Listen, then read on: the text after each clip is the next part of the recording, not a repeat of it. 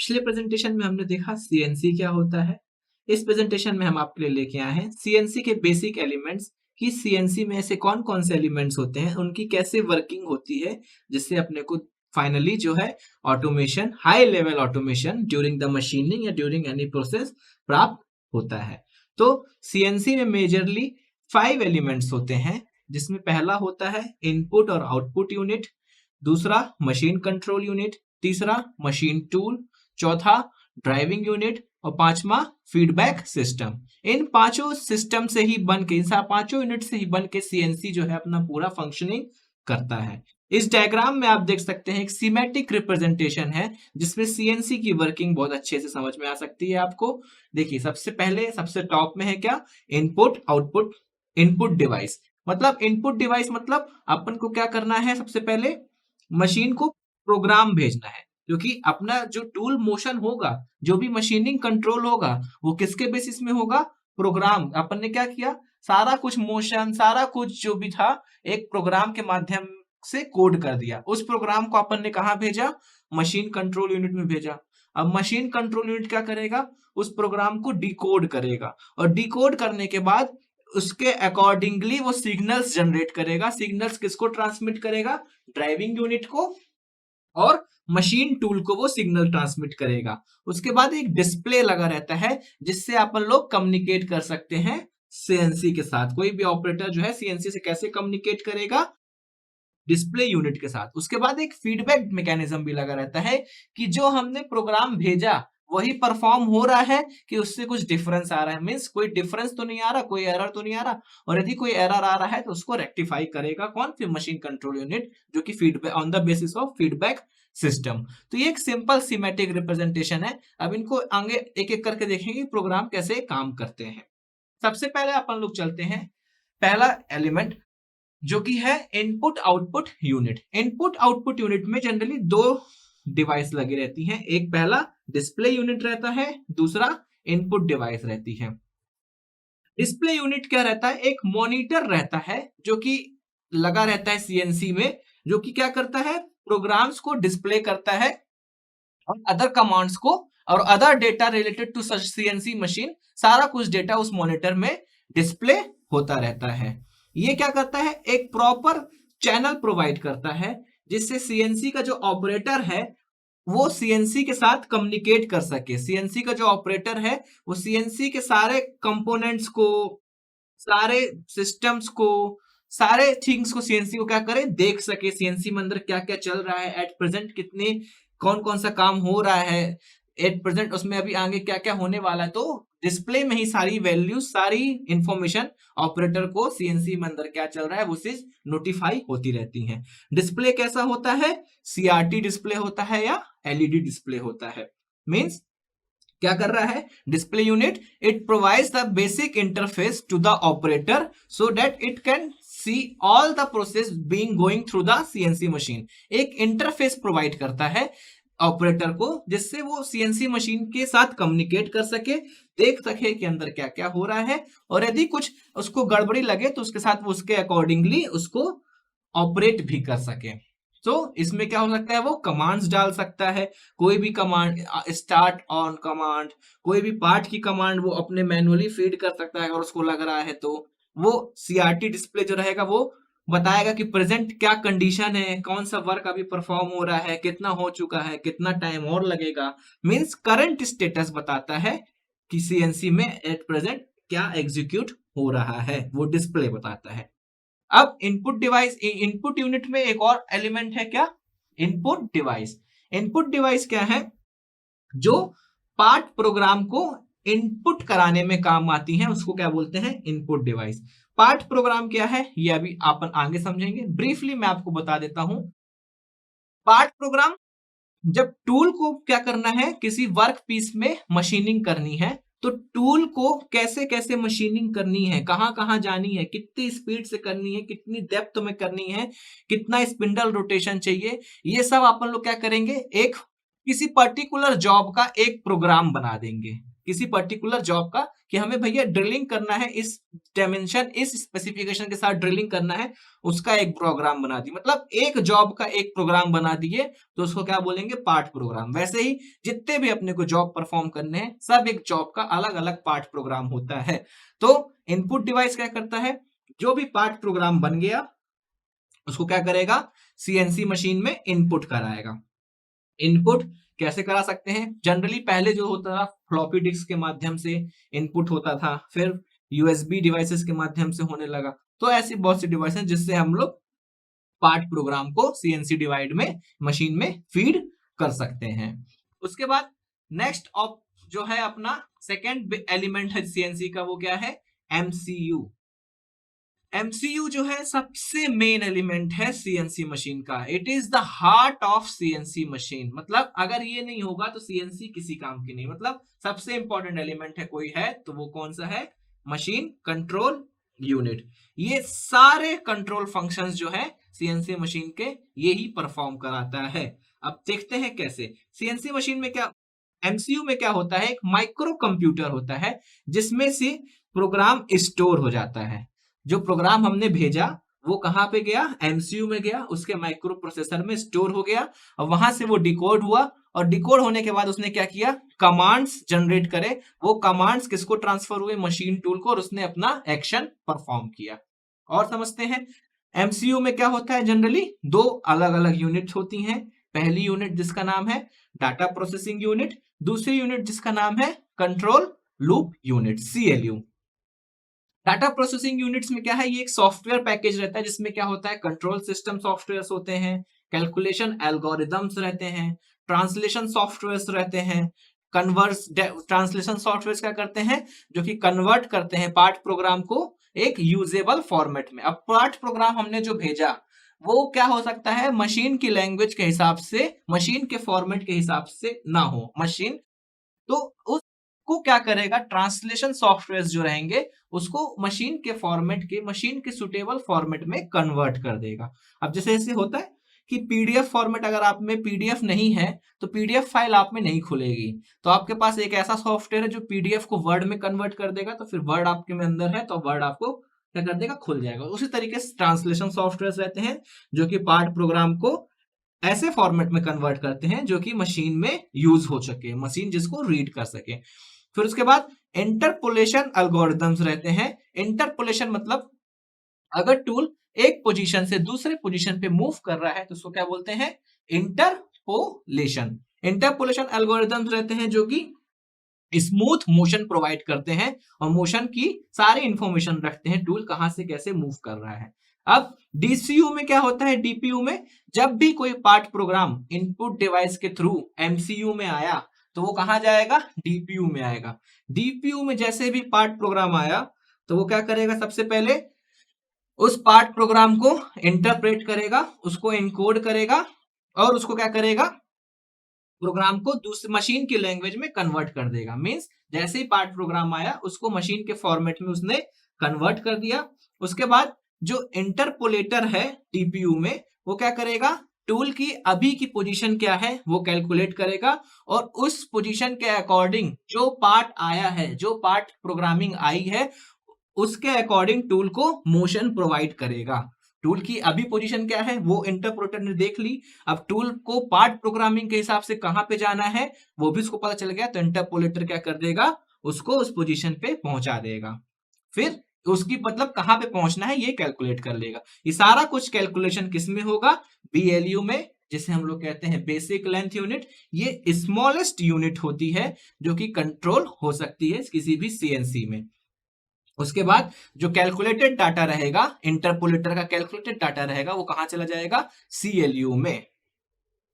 सो DPU क्या किया, part programme को प्रोसेस किया और उसको कहां पे दे दिया, सीएलयू में। अब सीएलयू ने क्या किया, सीएलयू से क्या कनेक्टेड है, ड्राइव्स कनेक्टेड है, लीड स्क्रू कनेक्टेड है और फीडबैक सिग्नल कनेक्टेड है, जो कि कैसे काम करते हैं अभी अपन देखते हैं। अब ड्राइवर जो है सीएलयू में क्या है, एक फीडबैक मैकेनिज्म भी है, ड्राइविंग यूनिट भी है। सीएलयू क्या क्या होता है, सीएलयू में पोजिशनल सर्किट्स रहते हैं, वेलोसिटी कंट्रोल लूप्स रहते हैं और कंट्रोल्स अदर फंक्शंस भी कंट्रोल करता है सीएलयू, जैसे कि स्पिंडल ऑन और ऑफ। अब सीएलयू में जैसे भी डाटा आया डीपीयू से, उसको सीएलयू क्या करेगा, इलेक्ट्रिकल सिग्नल में कन्वर्ट कर देगा। जैसे ही इलेक्ट्रिकल सिग्नल में कन्वर्ट हुआ तो सीएलयू ने क्या, अब ड्राइविंग सिस्टम है, अब डेटा था, डेटा कौन सा था, पार्ट प्रोग्राम का डेटा अपने पास आया हुआ था। पार्ट प्रोग्राम को डेटा को हमने किस में कन्वर्ट किया, मशीन के फॉर्मेट में कन्वर्ट किया डीपीयू ने। उसमें इंटरपोलेटर ने एल्गोरिथम कंट्रोल कैलकुलेशंस किए और इन कैलकुलेशंस को उसने कहा भेजे, सारे सीएलयू को भेज दिए। अब सीएलयू के पास जो भी इंस्ट्रक्शंस आए, सीएलयू ने क्या किया, सीएलयू से दो चीज निकलती हैं, सीएलयू से दो चीज कनेक्टेड है, कौन कौन सी, ड्राइविंग यूनिट और फीडबैक मैकेनिज्म। तो जितने भी कोड्स आए, जितने भी इंस्ट्रक्शंस आए, सीएलयू ने क्या किया, सारा कुछ किसको दे दिया, ड्राइविंग यूनिट को सारे इंस्ट्रक्शंस फॉरवर्ड कर दिए। मतलब ड्राइविंग यूनिट्स को उसने दे दिया कि भैया ड्राइविंग यूनिट तुम्हें ऐसे ऐसे फॉर्म करना है, तुम्हें ऐसे ऐसे मूव करना है, तुम्हें इतनी स्पीड चाहिए, यहां से यहां तक जाना है, इतना फीड देना है, इतनी स्पिंडल स्पीड देनी है, उसके बाद तुम्हें कूलेंट कब ऑन करना है, टूल कौन सा यूज करना है, सारा कुछ किसको दे दिया, सीएलयू ने सारी इंफॉर्मेशन ड्राइविंग यूनिट को दे दी। अब ड्राइविंग यूनिट के पास सारा कुछ इंफॉर्मेशन है, ड्राइविंग यूनिट उसके हिसाब से सारा कुछ काम कर लेगी। ठीक, ये फंक्शन हो गया किसका, सीएलयू का। सो एमसीयू जो सबसे मेन कंपोनेंट है, उसका मेन काम क्या है, कोड को रीड करना, जो उसको कोड पहुंचाया गया है उस कोड को डिकोड करना, एक्सेस इंप्लीमेंट्स करना, इंटरपोलेशन करना, उसको इस कोड को एम्पलीफाई करना, सीएलयू में भेजना, सर्किट से एम्पलीफाई करके ड्राइव यूनिट्स को भेजना, फीडबैक सिग्नल को जनरेट करना और सारे ऑक्सिलरी कंट्रोल्स भी इंप्लीमेंट करना किसका काम है, एमसीयू का काम है। अब इसके बाद नेक्स्ट इंपॉर्टेंट कंपोनेंट है सीएनसी का, जिसे हम लोग कहते हैं मशीन टूल। मशीन टूल क्या है, मशीन टूल वो है जो कि मशीनिंग ऑपरेशन परफॉर्म कर रहा है। जैसे कि मशीन टूल, टर्निंग का कोई टूल है तो उसको बोलेंगे machine turning tool, drilling tool है तो ड्रिलिंग मशीन टूल। तो मशीन टूल किसको बोलेंगे, जो कि मशीनिंग ऑपरेशन बेसिकली परफॉर्म कर रहा है, ये टूल को जनरली कहते हैं। अब सीएनसी में क्या होता है, मशीन टूल में एक स्लाइडिंग टेबल रहती है जिसके ऊपर क्या रखा रहता है, वर्क पीस रखा रहता है, और एक स्पिंडल रहता है जिससे क्या कनेक्ट रहता है, मशीन टूल कनेक्ट रहता है। जो टेबल रहती है वो दो एक्सिस में कंट्रोल हो सकती है, एक्स एक्सिस और वाई एक्सिस में, और एक्स एक्सिस और वाई एक्सिस में, और जो स्पिंडल रहता है वो जेड एक्सिस में ऊपर से कंट्रोल करता है। इसके एग्जांपल के लिए इस डायग्राम में आप देख सकते हैं, ये आपको टेबल दिख रही है, ऊपर से स्पिंडल दिख रहा है। टेबल जो है वो एक्स वाई डायरेक्शन में मूव करेगी और स्पिंडल जो है वो ऊपर से मूव करेगा। अब सीएलयू ने क्या किया, जितना इंस्ट्रक्शन सीएलयू को मिला उसने क्या किया, सारा कुछ इंस्ट्रक्शन पार्ट प्रोग्राम का किसको दे दिया, ड्राइविंग यूनिट को दे दिया। ड्राइविंग यूनिट क्या करती है, एक बहुत इंपॉर्टेंट कंपोनेंट है सीएनसी का, जिसकी एक्यूरेसी और रिपीटेबिलिटी बहुत ज्यादा डिपेंड करती है किस पे, सीएनसी के परफॉर्मेंस पे। अगर ड्राइविंग यूनिट एक्यूरेटली और रिपीटेबिलिटी काम नहीं करेगी तो सीएनसी अच्छे से परफॉर्म नहीं करेगी। इसलिए ये बहुत ही इंपॉर्टेंट कंपोनेंट है किसका, सीएनसी का। ड्राइविंग यूनिट की रिक्वायरमेंट क्या है कि वो जो प्रोग्राम इंस्ट्रक्शंस उसको मिल रहे हैं सीएलयू के द्वारा, उसको अच्छे से एग्जीक्यूट कर सके। तो ड्राइविंग यूनिट्स क्या होती हैं, ड्राइविंग यूनिट्स में इलेक्ट्रिक मोटर्स रहेंगी। इलेक्ट्रिक मोटर्स, कभी कभी हैवी मशीन होगी तो उसमें हाइड्रोलिक मोटर्स भी रहती हैं। इलेक्ट्रिक मोटर्स लीड स्क्रू के थ्रू मशीन के स्पिंडल से कनेक्ट रहती हैं। तो अब जैसे ही ड्राइविंग यूनिट को सिग्नल मिला तो सिग्नल उसमें क्या हुआ, एम्पलीफायर, ड्राइविंग यूनिट में क्या होता है, एक एम्पलीफायर सर्किट रहता है। एम्पलीफायर सर्किट को जैसे ही सिग्नल मिला तो एम्पलीफायर सर्किट क्या करेगा, उस सिग्नल को एम्पलीफाई कर देगा। एम्पलीफाई करने के बाद जब सिग्नल एम्पलीफाई हो गया तो वो ड्राइविंग यूनिट्स को क्या करेगा, ड्राइविंग मोटर्स जो है उसको एक्चुएट कर देगा। अब ड्राइविंग मोटर्स एक्चुएट हो गई, मोशन करना शुरू हो गई, रोटेट करना शुरू हो गई, तो ड्राइविंग मोटर्स किससे कनेक्टेड है, बॉल लीड स्क्रू से कनेक्टेड है। तो जब ड्राइविंग मोटर्स रोटेट करना शुरू होंगी, मोशन करना शुरू होंगी, तो लीड स्क्रू भी मोशन करेगा, और लीड स्क्रू मोशन करेगा तो मशीन का पोजीशन भी, टेबल भी मूव करेगी, स्पिंडल मूव करेगा, टेबल भी मूव करना शुरू कर देगी। अब ये मोशन कैसा होगा, प्री डिफाइंड होगा। प्री डिफाइंड क्यों होगा? क्योंकि ड्राइविंग यूनिट कहां से सिग्नल पा रही है? सीएलयू से सिग्नल पा रही है। सीएलयू कहां से पा रहा है? डीपीयू से। डीपीयू कहां से पा रहा है? पार्ट प्रोग्राम से। पार्ट प्रोग्राम में सब कुछ जानकारी दी है कि कैसा कुछ मूवमेंट होना है, तो सारा सिग्नल कहां से आ रहा है? पार्ट प्रोग्राम से। तो जो मोशन होगा वो कैसा होगा? टूल का विथ रिस्पेक्ट टू वर्कपीस का मोशन जो होगा वो सब कैसा होगा? प्री डिफाइंड होगा कि टूल को भैया यहाँ यहाँ जाके मशीनिंग करनी है, इतनी स्पीड से करनी है, इतना फीड चाहिए, इतना डेप्थ ऑफ कट चाहिए, इस तरह से करके, इस तरह से मोशन करके तुम्हें वापिस आना है।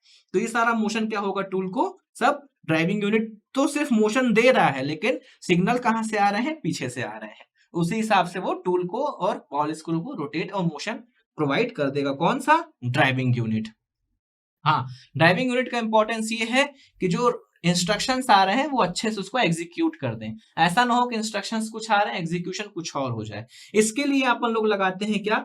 ऐसी कुछ दिक्कत ना आए, इसके लिए एक फिर लगता है क्या? Feedback device. फीडबैक डिवाइस क्या होता है?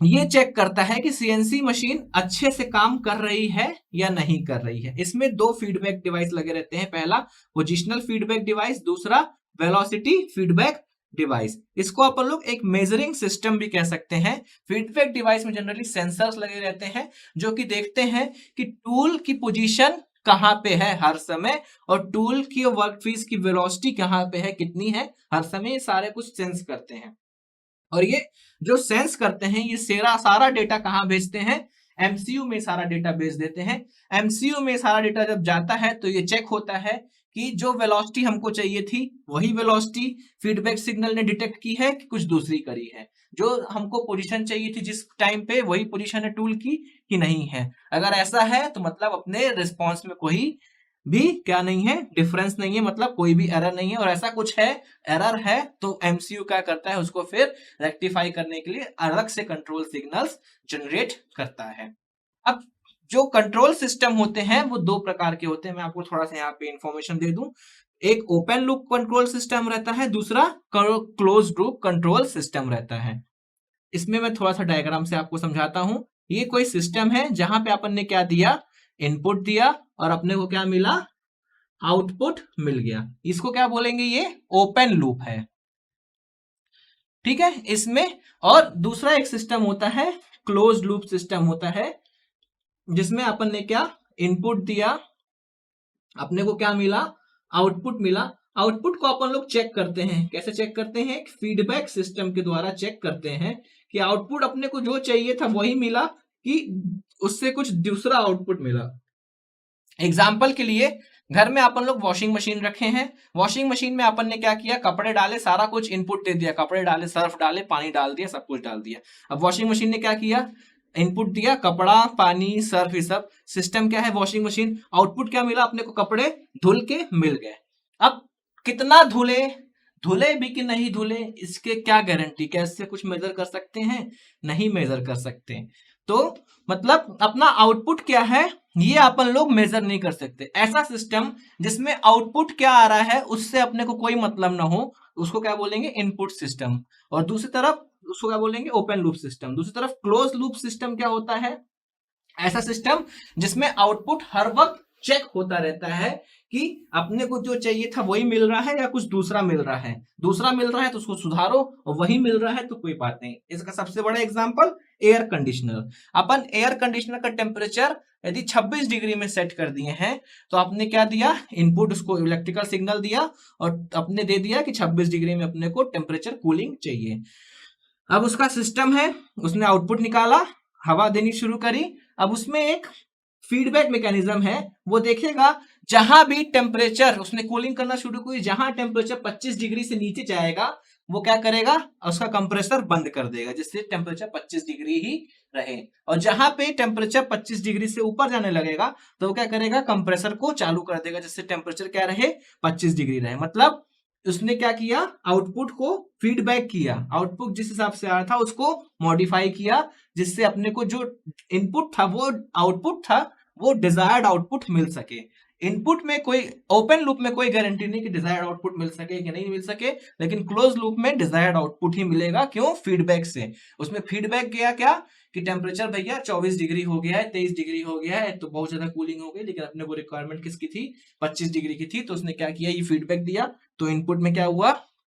सिग्नल्स में मॉडिफिकेशन हुआ, उसने कंप्रेसर बंद कर दिया। फिर उसके पास सिग्नल गया कि भैया टेम्परेचर 26 डिग्री हो गया, गर्मी लगने लगी, तो उसने ये सिग्नल कहाँ भेज दिया? वापस इनपुट को। उसने सिग्नल मॉडिफाई किया, फिर से उसने कंप्रेसर ऑन कर दिया, तो फिर से अपने को 25 डिग्री मिलने लगा। मतलब आउटपुट जो था डिजायर्ड मिला। तो दो प्रकार के सिस्टम होते हैं कंट्रोल सिस्टम, ओपन लूप और क्लोज लूप सिस्टम। तो सीएनसी क्या होता है? क्लोज लूप सिस्टम होता है। तो अब एक बार पूरा इस टॉपिक को रिवाइज कर लेते हैं। सबसे पहले क्या होता है? इनपुट आउटपुट यूनिट होती है, उसमें डिस्प्ले यूनिट होती है और इनपुट डिवाइस होती है। डिस्प्ले यूनिट एक चैनल प्रोवाइड करती है जिससे कम्युनिकेशन हो सकता है सीएनसी ऑपरेटर और मशीन के बीच में, और इनपुट डिवाइस जिससे अपन लोग पार्ट प्रोग्राम को इनपुट कराते हैं। उसके बाद सबसे मेन एलिमेंट आता है सीएनसी का, क्या? Machine control unit. Machine control unit क्या करता है? जो इंस्ट्रक्शंस मिलते हैं पार्ट प्रोग्राम से उसको कोड करता है, रीड करता है, डिकोड करता है, जो कन्वर्ट करता है और उसको कहाँ भेज देता है? ड्राइव यूनिट्स में। कहाँ भेज देता है? ड्राइविंग यूनिट में भेज देता है।